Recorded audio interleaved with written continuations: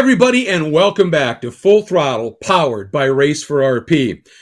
It's time once again for our news and analysis segment, and that means we get to invite back in Calvin Fish, good friend of mine and the best analyst in the business. And I think we want to focus in this one, Cal, on Formula One, specifically a few things about it. But first of all, anybody who watched the British Grand Prix at Silverstone, I mean, that's a track, really, isn't it? That's considered by many to be the spiritual home of Formula One. The crowds were immense. Formula One seems to be back on the rise once again globally.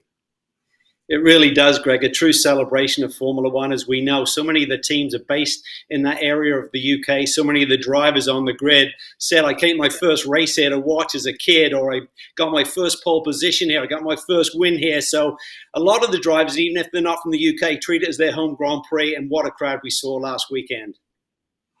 Yeah, it was absolutely immense. And of course, we've got now 3 Formula One events starting in 2023 that'll be happening in the US. The new Miami Grand Prix that unfolded just a couple of months ago sold out in days. It seems to be immensely popular in the US again, which is great news, obviously, because it is spectacular racing. And on the global stage as well, not only in the UK, it seems everywhere we go. We're going to go to Red Bull Ring this week. There'll be a lot of orange in the stand, certainly for Max Verstappen, and there'll be a great celebration there as well. So I think there's just so many more eyeballs on F1 now. We talk about Drive to Survive and how it's really been the catalyst here in the US to get new people on the radar of Formula One. And then looking at the grid, there's always celebrities there, but none more than now, because everyone wants to see it. Everyone wants to be there. Everyone wants to feel it. Tom Cruise was on the grid. There's talk of this new F1 movie. Imagine if we have a Top Gun version of Formula One, what that may do for the sport in the future. Yeah, it may literally be taking it to yet another new level of exposure and excitement. And I mean, if you're a Formula One fan, you're going to love that. Maybe the only thing missing, though, Cal, is the sound of the cars from some of the previous eras. And the fans at Silverstone got a little taste of that, didn't they?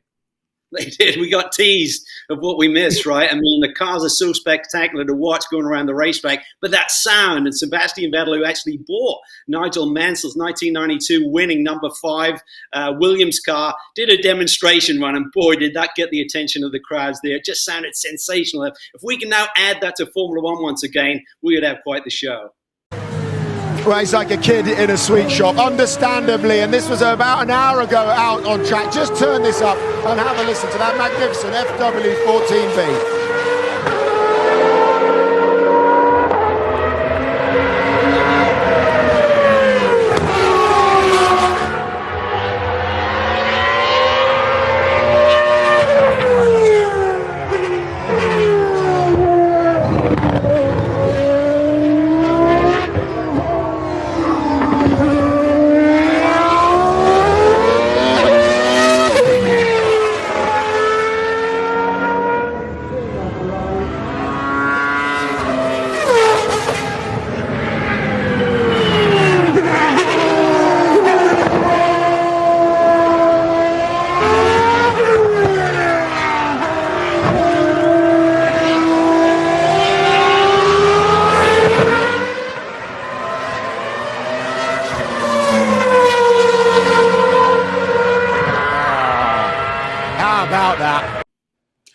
Man, I'll tell you, Cal, that sounded awesome. And Vettel was giving it a bit of welly there, even when he was waving his hand.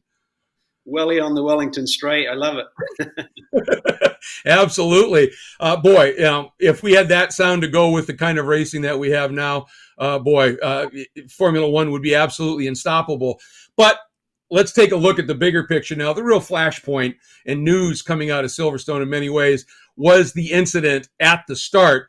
And for the fans in Abbey, which is now turn 1 on that circuit, well, just look at this video and you can understand why they were just frightened.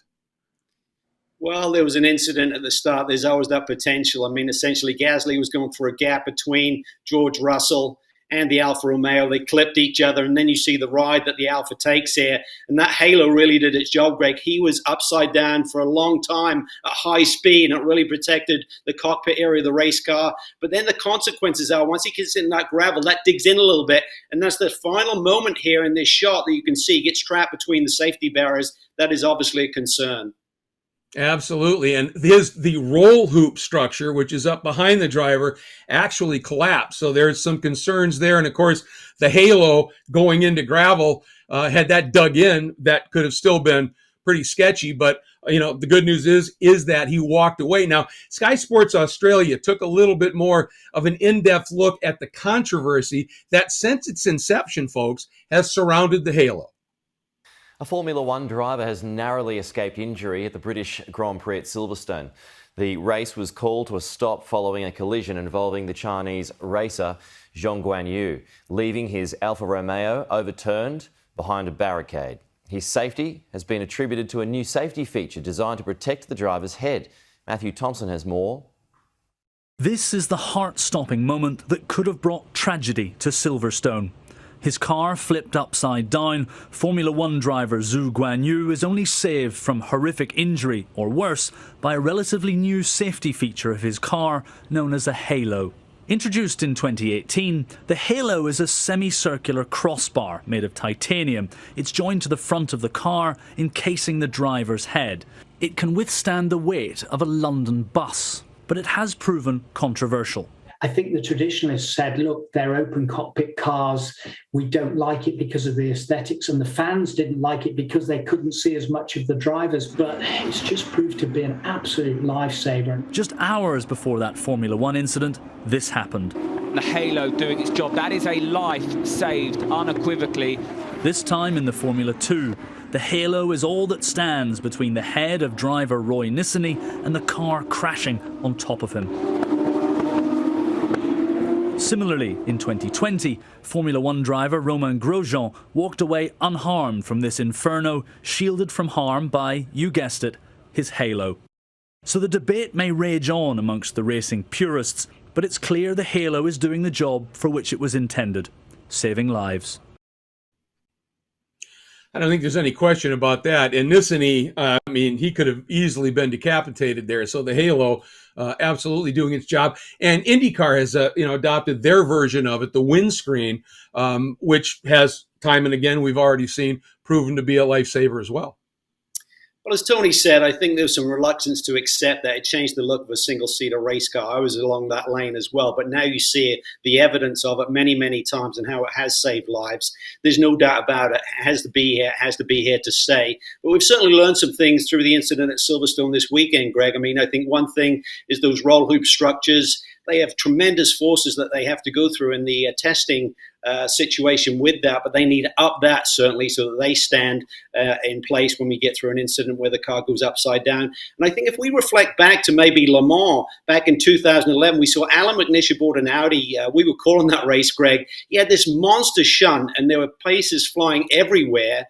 But I think the real key is the difference here when we watch this is where there is space between the tire barrier, which he's about to hit, and look where the catch fencing is. So if he had cleared that tire barrier and landed, there had been ample room for the crews to go to work, the corner workers, the marshals, to get to the driver. The concern with last weekend was for Zhou Guanyu, as if he got trapped in there and the car was on fire, or he had a major medical issue. The time to get him out could have been a real big problem. So I think in terms of the circuits, they can learn a lot from this in terms of how they align the tire barriers with the catch fencing. Give some space there in case the car does clear that initial layer of protective barrier and get in between. They still have room to operate. Absolutely. And the best news here, as you can see, was McNish, after they got the car righted, was able to get out. He was shaken up, certainly, but was not hurt in any way, shape, or form. Just, I'm sure, had the wind knocked out of him there. You see Dr. Ulrich, almost tears in his eyes, so delighted. I was down in the pits for that, and the concern in the Audi pits was absolutely palpable. And when that video showed up of McNish getting out of the car, a number of people in the Audi pits actually broke down a little bit, and understandably so. This crash was so immense. Now, the one lesson that was learned here is you do have that space, but if that car had continued to flip over, you cannot be having a bunch of photographers in that gray area, obviously, because that could have been catastrophic. But I think you're right. That pre-barrier, if you move that out a little bit, if you will, that's going to allow for a lot better ability for extraction. Well, every accident is somewhat unique, Greg, and we continue to learn. I know the authorities will certainly look at the integrity of the Formula One chassis, maybe up some of the ratings needed there. And certainly every circuit, that's on the calendar will be looking at what happened this past weekend in Silverstone and make sure it doesn't happen again. Absolutely. Well, let's go to the other side of what happened this past weekend at Silverstone. An epic race. Yeah, Carlos Sainz had, through some strategy, a little bit of a lead, but second on back was absolutely immense. First of all, clearly, these new aero regs are working. These cars can run close together. Silverstone's a high-speed circuit. If it's going to be proven out, that's the place. It did. It did. It was an epic battle there towards the end. You saw Lewis Hamilton suddenly back up in the mix. We talked about would the Merc come back on song this weekend on home turf. It certainly did for Lewis Hamilton. For a while there, I thought he was going to win that Grand Prix. So I think some lessons to take away from this one. Ferrari's strategy for Leclerc backfired once again for him, maybe taking out a potential win. Great to see Sainz get that win. Merc are back on the smooth circuit, so they're in the mix. But you're right, Greg. The regulations now allow these cars to go side by side, follow each other closely. It was just sensational there. I was glued to the edge of the sofa there watching that race, and I hope to see more of it this weekend in Austria. Yeah, it's a shame that Russell obviously was taken out because he's been so fast to see what he was able to do. The eruption from the crowd when Lewis snuck through for the lead at that one point was just an absolute delight to hear. Being a Brit, I know, that just lights you up as well. But the racing, as you said, was absolutely fabulous. And one question about the Merc. Smooth, high-speed track. Is that masking anything that they may have left, or do you think that their solutions are going to work on virtually any track this year now? No, I think they've still got some problems there, Greg. I really do. I mean, I think this circuit was well suited to them. Austria is pretty smooth as well. I don't think they quite have that edge in pace that the Ferrari and the Red Bull still have. So they're in the game. And I think with good strategy, I think Merc need to sharpen up their pit stops. I think in the past, they've had such an advantage that when Lewis was looking at that overcut, suddenly you're looking like a 4.5 second stop. And that was the difference. He came out behind and had to play catch up again. So it's one of those things. I mean, you look at Red Bull. I mean, they have been so strong, really set the benchmark there. And at times you need that stunning pit stop. They seem to do it every single weekend. For Mercedes, that seems to catch them out a little bit. Yeah, a little bit inconsistent there. And when you're fighting like they do for tenths of a second, losing a couple in the pits can be catastrophic to a race strategy. But all in all, an absolutely amazing weekend of racing for the British Grand Prix, and love to see what's happening in F1. And as always, Cal, love to have your input and analysis, and we look forward to a lot more of it as Full Throttle continues. Thanks again. Cheers, mate. All the best. All right, and to you. And of course, folks, we've got a lot more yet to come here on Full Throttle, powered by Race for RP. Stay with us.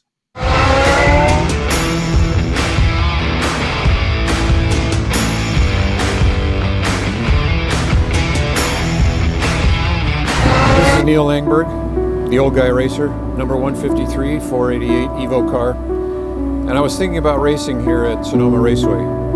Racing is a pursuit with no real finish line. It's a sport that tests your courage, your physical strength, and your mental capacity every single lap. So if you have the stamina to pursue it, the most important step is securing a top-level team and instructors. And it's likewise for a person with an autoimmune disease like relapsing polychondritis. You not only need good quality medical care, but you need a team of professionals to help drive awareness and accelerate research. And that's what the Race for RP is all about, and the Relapsing Polychondritis Foundation.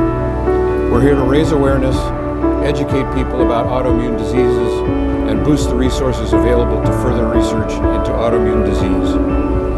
We hope this helps. Stay focused, keep your eyes up, and we'll talk to you again later. Thanks very much.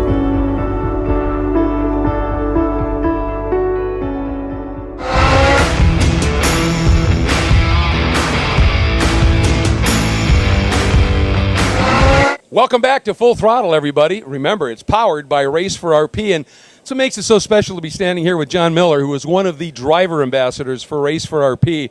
And John, you and I have a great history. I was announcing your racing when you first showed up and started racing touring cars in the World Challenge back in the day, and we came up with the Mr. Excitement name for you. And seeing your evolution from that period to where you are today, it has been a joy for me, and it's been a delight to watch. And now you've taken on the Race for RP mantle as well as you become, a world-traveling top-tier race car driver. And it's wonderful, is it not, that you've got this passion for motorsports and you figured out a way to enjoy it and at the same time do some real good in the world. It's pretty special. It's extremely special. I'm so proud to be a Race for RP ambassador and to bring their logo and their message all around the world, talking about Race for RP and Relapsing Polychondritis Foundation. And it's something that, like I said, I'm very proud to be associated with because of the platform that I have. I can get the message out there.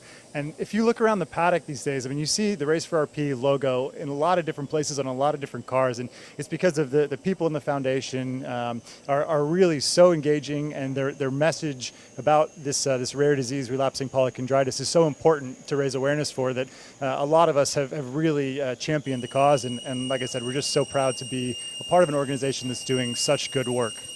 Well, and the thing about relapsing polychondritis is there's no test for it. The cause is not really known, so the treatments are difficult. But the bigger thing is because it affects cartilage in the body, you may have it and be suffering from it and be in excruciating pain, but not know why. And, I think that awareness aspect is one of the biggest things, and the education aspect is absolutely huge to let people know this is for real. It isn't well known, but it affects thousands, even millions of people, and it can be extremely painful and debilitating, but it can be fatal. I mean, it's crucial to get the word out. Yeah, absolutely. I mean, through the foundation, I've met a few people now that suffer from relapsing polychondritis, and it's educated me as to what this horrible disease is all about. And it's motivated me to want to spread the word and tell people about it and, mention the foundation, because at this point we know that research is so important.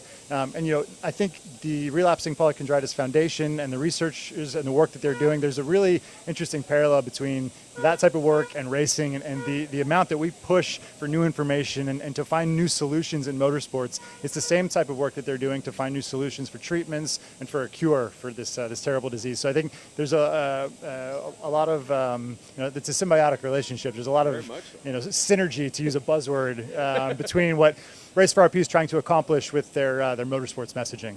Well, and I think that's a great parallel, because in racing, you get to that point where you're searching for that one more tenth. I need one more tenth. And when you're doing medical research for a disease, it's sort of the same thing, isn't it? As you said, you get to a point now we got to dig and keep finding for that next step. Maybe that breakthrough step, in your case, puts you on pole or gives you the speed to win.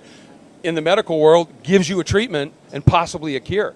Absolutely, it's so incremental. And if you look at the timesheet today in GTD practice, the difference between P1 and P15 is, half a second. We're talking incremental tenths and hundredths of seconds. And it's the same type of thing in research, when you're pushing forward, looking for, what is going to make the difference. Yeah. It's those small things. It's rarely that one big thing that makes a huge difference. It's the accumulation of lots of small little advancements, and that's why we're so passionate about what we do in racing, and it translates really well to the research that Race for RP is doing. And where you have evolved to in your motorsport, certainly you're racing here in IMSA, but you also do 24-hour races around the world, so you've got a global platform to be able to support Race for RP, and on many levels it's a family thing for you as well. Yeah, absolutely. So, it's extremely special. My wife is a professional singer, and Race for RP has partnered with her, and she wrote a song called All In to promote Race for RP, and she debuted it last year at the Nashville Grand Prix. I hear my heartbeat pounding so loud it's ringing in my ears. Deep breath to stabilize me. This time I won't give in to fear. Luck only works when it's what you make. It's an opportunity that you take, and this time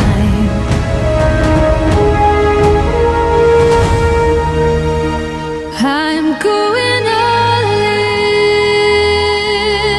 and I'm never gonna rest. I'm going all in, feel my heart beat my chest. I'm going all in. We've had had her out to the track to sing the national anthem for a bunch of the different series that Race for RP supports.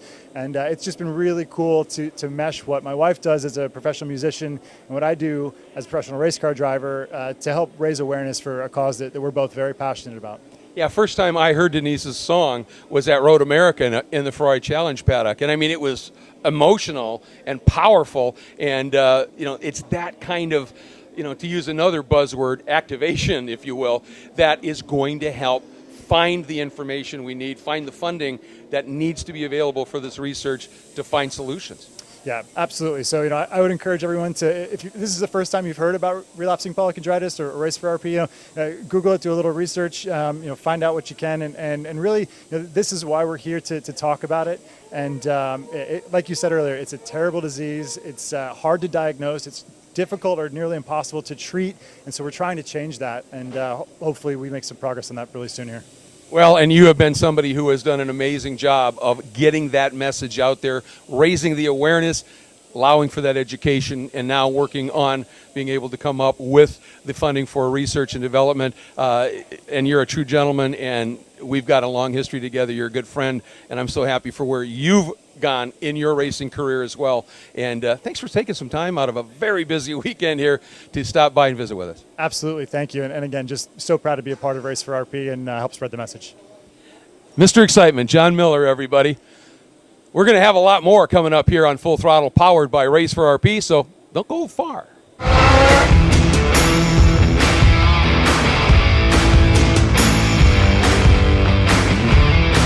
There are no greater or more passionate motorsports fans than you.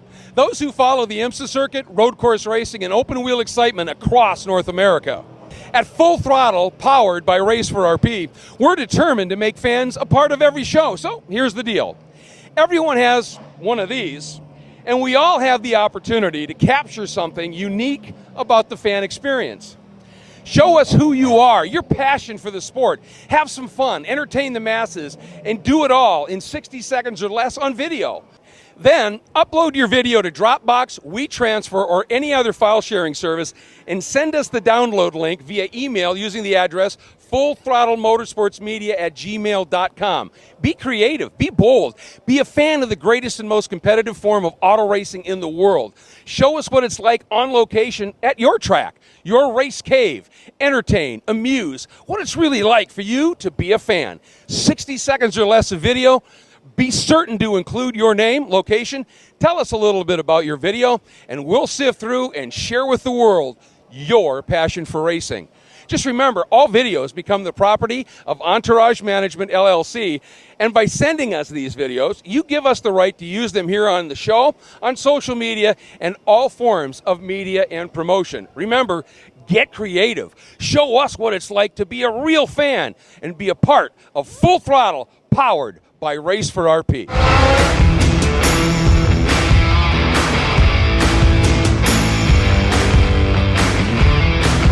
Welcome back, everybody, to Full Throttle, powered by Race for RP.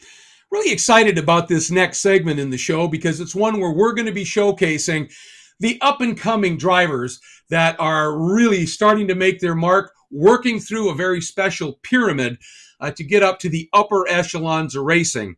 And it is called Rising Star, presented by Porsche. And the best place to start, we figured, with this one was in the new Porsche Carrera Cup North America that debuted last year.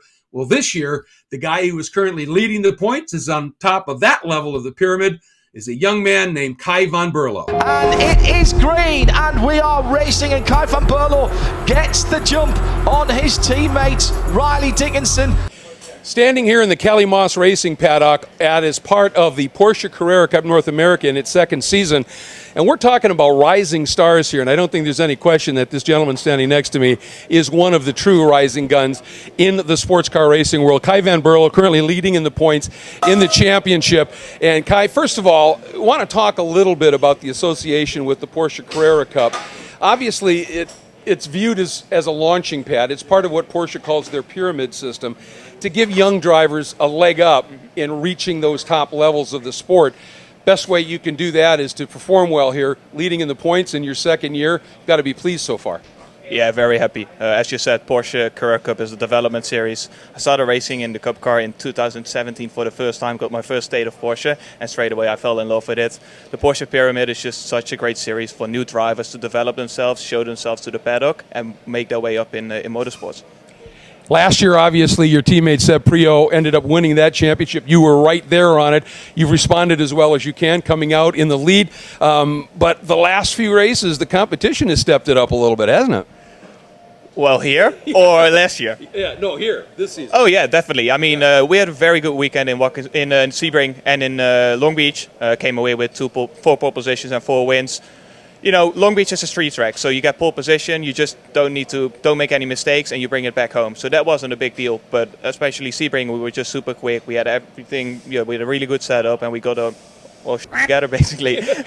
And then we went to Laguna. Laguna was a little bit harder at the end of the day. We didn't quite find the sweet spot with the setup. I was missing out on qualifying a little bit. So, you start from the back and then everything is just a little tougher. In the end, we came away with a 3rd and 4th place, which is good point for the championships. Especially as you're leading, you don't want to make any big mistakes. Just want to bring it home, score points and try. Obviously, we're always aiming for the win. But sometimes you got to settle for a little bit further back, and that's what we did in Laguna. Luckily, we're back at the front now, so we'll see if we can do better this weekend. Well, and that's part of it, isn't it? When you're looking to get awareness out there and have the teams that might bring you up to those higher levels, yes, you want speed, but you also want racecraft. You want to be able to show them you can big picture this and go, today's not our day, get points, and keep moving. And that's all part of what this series teaches you, yeah? Yeah, exactly. I mean, if you look at the first 4 races, we started on the front and we finished at the front. That's someone, if you're quick enough, that's the main basic thing. You just be fast. But once you get some pressure from behind, you got to handle that as well. Even if you're starting further back, how are you going to make your way up? How are you going to be consistent? How do you get points without making any big mistakes? No contact with other people. And that's what it's all about in Carrera Cup. Because we all have identical cars. So it's so close in the end, which makes the racing like the best thing out there. Absolutely, and as you can see, this is a busy paddock. Well, this is the Kelly Moss Racing paddock. A series is really only as good as the teams in that paddock. There's no question Kelly Moss Racing Road and Race is one of the absolute best. And what's going on here is that never-ending pursuit of that next tenth of a second, isn't it? No, Kelly Moss is definitely one of the best teams here in the paddock. I've been fortunate enough to get in touch with this team when I moved to the United States a couple of years ago and straight away start driving for such a professional team. I've been very involved with the team this year and last year as well. The guys are just putting so much dedication into this program, finding every tent, testing, just trying to maximize every weekend out there, and we've been doing it pretty good so far. And obviously, this team, you've got some pretty quick teammates that are all part of this. When you're out on the track, are you thinking more about beating the guys who aren't on the team, or are you talking more, thinking in your head, I got to beat these guys that are my teammates? At the end of the day, you're trying to beat everyone. I mean, I just try to maximize points. I focus on my own stuff as much as we work together. I'm happy that I have Riley Dickinson in the team, Michael McCarthy, and a lot of other guys. When we put 8 cars out on the track, as opposed to a team that puts 4 cars out on the track, we have double as much data by the end of the run. So we can make quick decisions. We can find new setup things, tire pressures, and so on. And I think that makes us really strong as a team.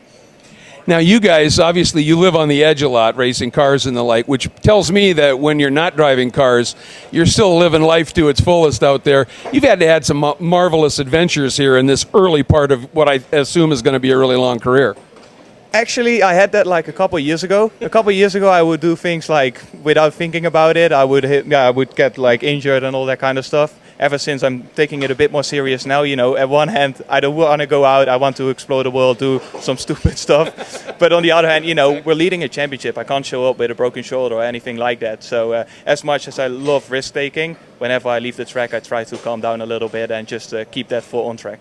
Well, people often forget this is truly a team sport, and you're just part of the team, and there's a lot of other guys that are relying on you here for their success and their careers as well. And so you've got to have a certain level of commitment and focus just overall. Yeah, for sure. I've always said it, we don't win as drivers, you win as a team. Without these guys, as you can see, they are working really hard. The car is not going to be ready. If we don't have a good setup, I'm not going to be able to put it on pole position or win a race. And in the end, even during the race, we have communication with the team all the time. They give me information I need on lap times, on sector times, and so on. Even when I leave the paddock and I go back to home, these guys continue working on the cars, preparing them already for the next event, traveling from one racetrack to the other. So this is a team sport. Without the team, I wouldn't be able to do what I'm doing so far. Well, and obviously you love it when they give you a fast car, but they also give you safe cars. And when you feel comfortable and confident in a car, that breeds speed, doesn't it? Yeah, for sure. With Kelly Moss, no doubt. Whenever I jump in a car, I never doubt the safety aspect of the car. It's just always good. I've never had any issues. We usually baseline, we're already quick, and then we just start working from there. It's just because Kelly Moss has so much history in Porsche. They know exactly what they are doing, and that makes us really good as a team. What are your goals now? Where do you want to end up once you do the Porsche Pyramid? Obviously, lots of things on the horizon, the new LMDH program out there that they're going to be involved with. Where are you headed? If I could pick one thing, LMDH. It's just I want to work my way up in Carrera Cup, try to win the championship, and then obviously make the next step to WeatherTech. I'm doing some WeatherTech races already this year in LMP3, which also is part of, it helps me develop for hopefully LMDH one day, but that's definitely the goal I'm reaching for. And the best thing would be with Porsche, obviously. Yeah, you're a Porsche man, I can tell. And why not? What an amazing factory they are. And their support of racing in general, their customers, their customer teams, and their drivers really sets the standard, doesn't it?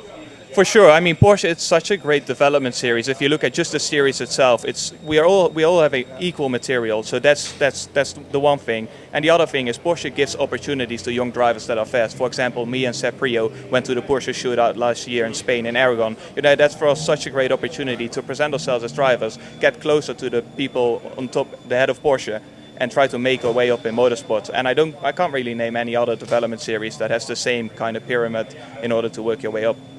Well, you've got 2 poles here at the Glen. The races are yet to come. Congrats. Good luck on the racing here. Good luck on the rest of the season. And I, for one, am incredibly interested in watching where this young man goes because I think he's going to go a very long ways. Wish him luck with me, Kai Van Berlo. Thank you, sir. Thank you very much.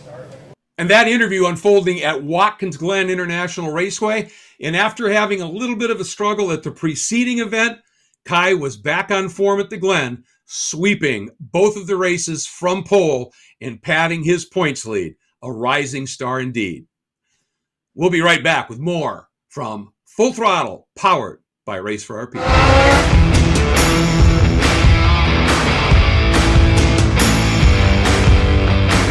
My name is Nancy. I'm a patient with relapsing polychondritis, or RP. RP is an autoimmune disease that attacks cartilage and, if untreated, can be fatal. To drive awareness and accelerate research, we established the Race for RP. Success on the track has opened doors to world-class healthcare providers, researchers, and autoimmune disease experts, leading to groundbreaking discoveries and new hope. We are driving awareness and accelerating research in the Race for RP.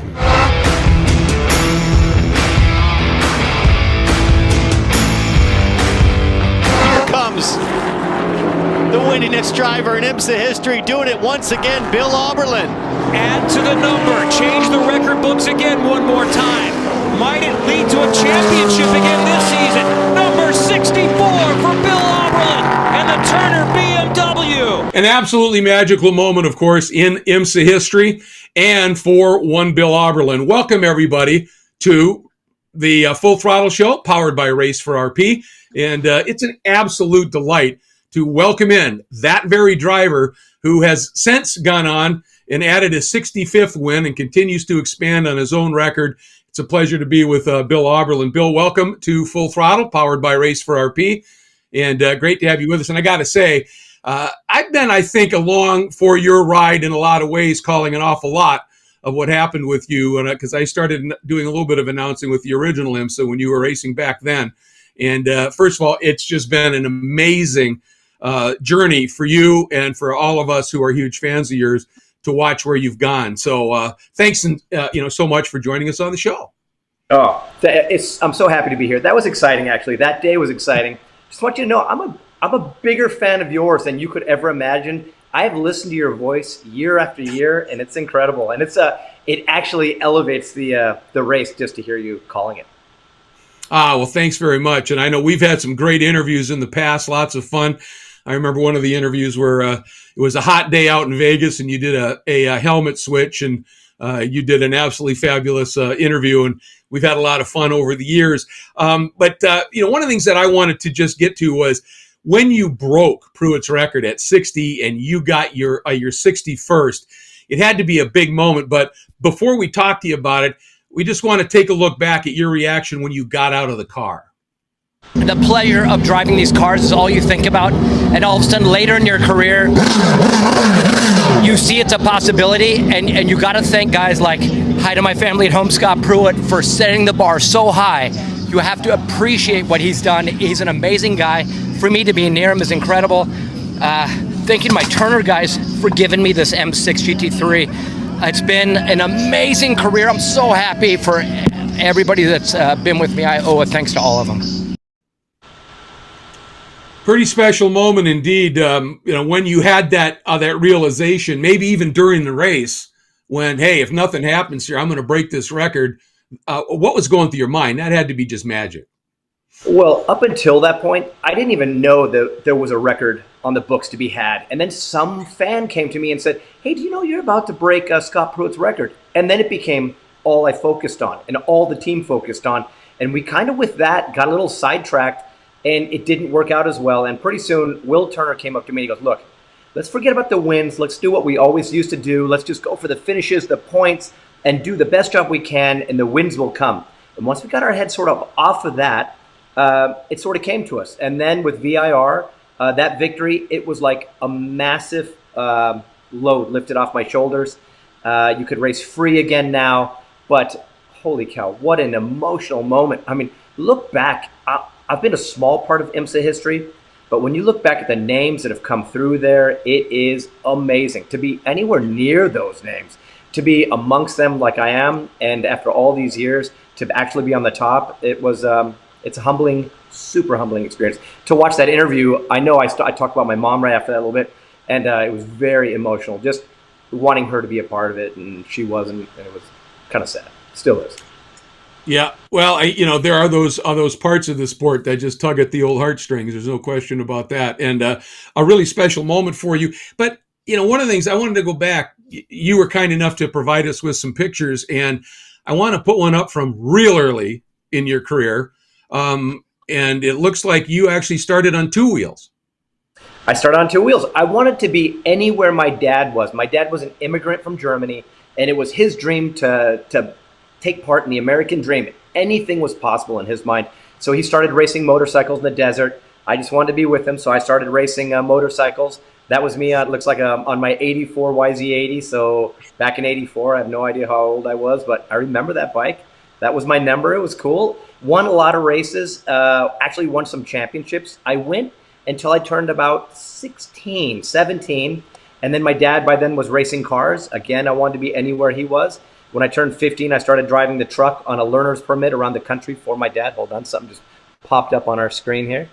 So I can't, there we go. We're back. I wanted to be anywhere he was. So we transitioned from motorcycles to cars, and it was all because of my dad, just being where he wanted to be. But the motorcycle thing was cool and winning, and eventually I made it to 125 Pro at the end of my career.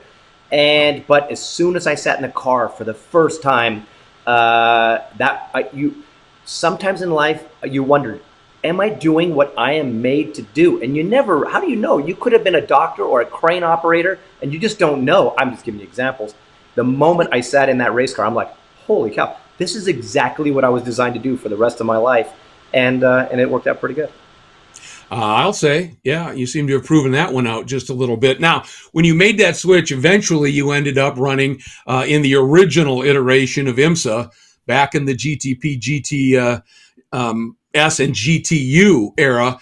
And I got a piece of video here that you may actually not have seen from what I'm told. And so I'm interested to get your reaction. But we've heard rumors about how you ended up going from being an independent runner, which I want to talk to you about a little bit here, to becoming a BMW guy. And watch this. Tom Milner and I were standing in the pit lane in New Orleans, and we ran a race around the Superdome on city streets. And we were just getting things together. We had John Paul Jr., we had Pete Halsmer, we had some very big drivers. And out comes a privately entered Mazda RX-7. And we had John Paul Jr. sitting up on jack stands at the end of the pit lane. We just took the pole. 10 minutes left in qualifying, and this blue Mazda comes out and takes the pole away from us. And we hear the PA say, new pole, lap record, ba, ba, ba, ba, ba. And we thought, okay, drop JP, send him out again. We took the pole back in 2 minutes. Prop him up, we're waiting for the time to expire. And this Mazda went out and took it back from us again. And we said, who is this kid? Who is this Bill Oberlin kid? We had never heard of him. He was running the car with his father privately from California. And he goes out again and tries to qualify against us and crashes the car incredibly. And I see the car up on the barrier like a bent beer can at the end of the straightaway. And I think, okay, that's the end of that. We're good. And he runs down the pit lane. And Charlie Slater was a businessman from Florida who owned IMSA at the time. He said, Bill, jump in my 911. You've driven it before. Take it. Bill jumps in the 911 that he hadn't been in all weekend and takes the pole away from us again. And I said to Tom Milner, I said, we're having dinner with this kid tonight, and he is driving for us next season. And that was the story, no exaggeration, about how Bill Oberlin became a BMW driver. And I remember talking to Tom Milner at one point, and I asked him, how did that happen for you? And he said, well, you know, he modified the old adage. He said, if you can't beat them, hire them. You're just one of the most enthusiastic, fun interviews ever.